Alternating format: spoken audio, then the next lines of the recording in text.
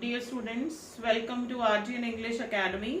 Today we are going to discuss task 2, how to write introduction as well as BP1. This is the task statement of task 2. Many offenders commit more crime after serving their first punishment. भाई बहुत सारे criminals जो होते हैं वो क्या करते हैं कि अपनी पहले जो सजा पूरी करने के बाद दोबारा से क्राइम करते हैं. Why is this happening? ये क्यों हो रहा है? And what measures can be taken to tackle this issue? और कौन से स्टेप्स जो है उठाए जा सकते हैं इस समस्या का हल निकालने के लिए. अभी हमें दो चीजों का आंसर देना है कि why is this happening and what measures can be have taken to tackle this issue. Now what we are going to do, we would first of all rephrase the task statement in our introduction. As the topic is regarding crime, we can start with this keyword crime. Controlling crime has become a headache for the regimes of the world. भाई जो सरकारें हैं, शासन करने वाली सरकारें हैं संसार में, कंट्रोल करना क्राइम को वो एक सिरदर्दी बन चुका है. मेजॉरिटी ऑफ द क्राइम कमिटर्स, भाई अधिकतर जो क्राइम कमिट करने वाले हैं, जो क्रिमिनल्स हैं, एंगेज मीन्स शामिल होते हैं इन अनलॉफुल एक्टिविटीज अगेन. जो गैर कानूनी क्रियाएं हैं उसमें दोबारा से शुरू हो जाते हैं, एंगेज होते हैं, शामिल हो जाते हैं after the completion of their first imprisonment. Now हमने क्या किया कि ये many offenders crime committers commit more crime, engage in lawful activities again after the completion of their first imprisonment. Now we have done, we have rephrased the task statement. Now the question is, why is this happening? कि ये हो क्यों रहा है? इसमें हम बताएंगे कि क्या करेंगे. This essay, भाई जिस essay में हम डिस्कशन कर रहे हैं इसमें बता रहे हैं, this essay sheds light on the causes of this issue. भाई why is this happening? के कारण बताएंगे क्यों हो रहा है. And offers, और ये क्या है, ऑफर करता है क्या, alternatives, जो विकल्प है, to solve it in the forthcoming paragraph, कि किस तरह से हल निकाला जा सकता है आगे आने वाले पैराग्राफ्स में. This is our introduction. अब इसमें हमने तीन चीजों का जवाब दे दिया. एक तो रीफ्रेज कर दिया, फिर क्वेश्चन 1 का आंसर हो गया. 1 का आंसर क्या है, कॉजेज हो गया, और मेजर्स के लिए हमने क्या किया, ऑल्टरनेटिव टू सॉल्व. और इस ऐसे में हम क्या कर रहे हैं वो इसी में इंक्लूडेड है. अब BP1 है. BP1 में हम करेंगे क्या, ये बताएंगे कि क्यों होता है, किस लिए क्राइम जो है दोबारा क्रिमिनल्स कमिट करते हैं. एट द आउटसेट, शुरुआत में, जैसे to begin with, to commence, ऐसे हम शुरुआत करते हैं. Criminal activities have grown into complexity. भाई जो क्रिमिनल एक्टिविटीज हैं वो बहुत ज्यादा गंभीर हो चुकी हैं, कॉम्प्लेक्स हो चुकी हैं, एट एन अलार्मिंग रेट, और उसकी दर जो है हैरानीजनक है. And numerous factors are responsible for this issue. बहुत सारे जो फैक्टर्स हैं वो रिस्पॉन्सिबल हैं इस इशू के लिए. अब इसमें हम क्या लिख सकते हैं, several factors are responsible for this issue. The key reason, अब हमने इसमें क्या फैक्टर्स लिखा है, अब यहाँ क्या चेंज कर दिया फर्स्ट पॉइंट गिराने के लिए.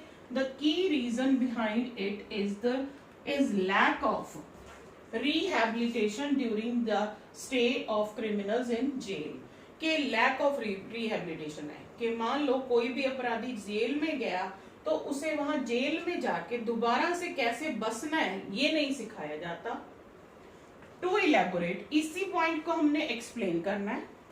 Offenders are not given the opportunities to get vocational education. भाई जो अपराधी हैं उनको कोई अपॉर्चुनिटी नहीं मिलती कि उनको वोकेशनल एजुकेशन मिल जाए. जी भाई इतना स्टे, इतनी देर का स्टे उनका जेल में है, प्रिजन में है, तो उनको जो है हाथ से काम करने वाली कोई क्रिया नहीं सिखाई जाती, सच एज कारपेंटर्स, कि वो कारपेंटर्स बन सके, प्लम्बर्स और mechanics and so on. They are not financially independent. अब क्या है कि जब उनको कुछ सिखाया नहीं जाता तो पैसा उनके पास नहीं होता और वो फाइनेंशियली इंडिपेंडेंट नहीं होते। देयरफॉर, इसलिए अब इसका रिजल्ट क्या है, such type of people fail to find employment after their release from prison. अब क्या, जब वो बाहर आते हैं जेल से तो मुक्त हो जाते हैं, तब उनको कोई जॉब नहीं मिलती, कोई काम नहीं मिलता। That makes them commit crime again, जिसकी वजह से वो दोबारा से क्राइम करते हैं। इसके अलावा और क्या होता है, moreover when these criminals are reintroduced in the society, दोबारा से सोसाइटी में आते हैं, उनकी रीइंट्रोडक्शन होती है, दोबारा से अपनी जिंदगी की शुरुआत करते हैं। They are not accepted by the society, society समाज उनको स्वीकार नहीं करता, उनके माथे पे कलंक लगा होता है। Since they are notorious for their evil deeds, क्योंकि वो बदनाम हुए हैं अपने बुरे कामों के लिए। बुरे कामों को क्या बोलते हैं, इविल डीड्स। हेंस, अब इसका रिजल्ट बता देना है, हेंस इसलिए दे आर मार्जिनलाइज्ड, उनको नजरअंदाज किया जाता है।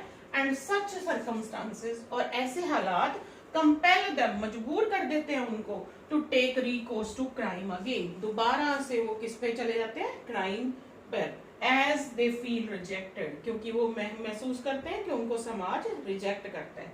तो इस तरह से हमने अब इसमें क्या है, ये रीजन बताया कि हो क्यों रहा है। पहले की रीजन बता दिया कि जब वो रहते हैं तो उनको किसी तरह की रिहेबिलिटेशन का कोई प्रोविजन नहीं है, फिर उनको वोकेशनल एजुकेशन नहीं दी जाती, जब वोकेशनल एजुकेशन नहीं है तो फाइनेंशियल इंडिपेंडेंट नहीं होते, इंडिपेंडेंट नहीं होते तो क्या होता है, जब एम्प्लॉयमेंट नहीं है तो करें क्या, करने के लिए कुछ नहीं है, वो दोबारा से क्राइम करते हैं। और जब ये ऐसे जो क्रिमिनल्स है दोबारा से उनको समाज में शुरुआत की जाती है, रहते हैं, उनको सोसाइटी एक्सेप्ट नहीं करती और वो बदनाम होते हैं कहां पर, अपने बुरे कामों के लिए। हेंस दे आर मार्जिनलाइज्ड, उनको नजरअंदाज किया जाता है। और सच सर्कमस्टांसेस, ऐसे हालात जो है कंपेल देम, मजबूर करते हैं उनको, to take recourse to crime, दोबारा से वो सहारा लेते हैं, रिकोर्स में सहारा लेते हैं किसका, क्राइम का दोबारा।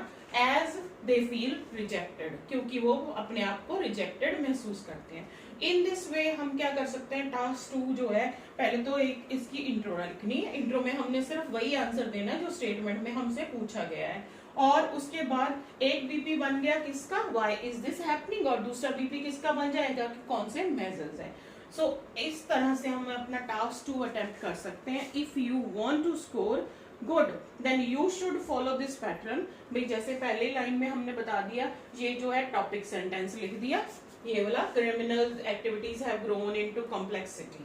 अब ये क्रिमिनल एक्टिविटीज क्राइम से इसको जोड़ दिया, ये क्या होगी, हमारी टॉपिक स्टेटमेंट होगी। अब उसको जस्टिफाई करना है, जस्टिफाई करने के लिए क्या किया हमने, पहले पॉइंट दिया और फिर सपोर्टिंग आइडिया दिया, ये सपोर्टिंग आइडियाज हो गए। और कोई भी पॉइंट मेंशन करने के बाद उसको ऐसे ही छोड़ देना, सपोर्टिंग आइडिया देना है, सपोर्टिंग आइडिया दे के उसका असर क्या पड़ेगा वो इस तरह से देयरफॉर हेंस दस लगा के हम उसको वाइंड अप करेंगे, तब जाके हमारा जो है एक बीपी पूरा होगा। In this way you can attempt task 2 to get more than 7 bands. Thank you for watching my video. If you like my video, do press the like button and subscribe my channel.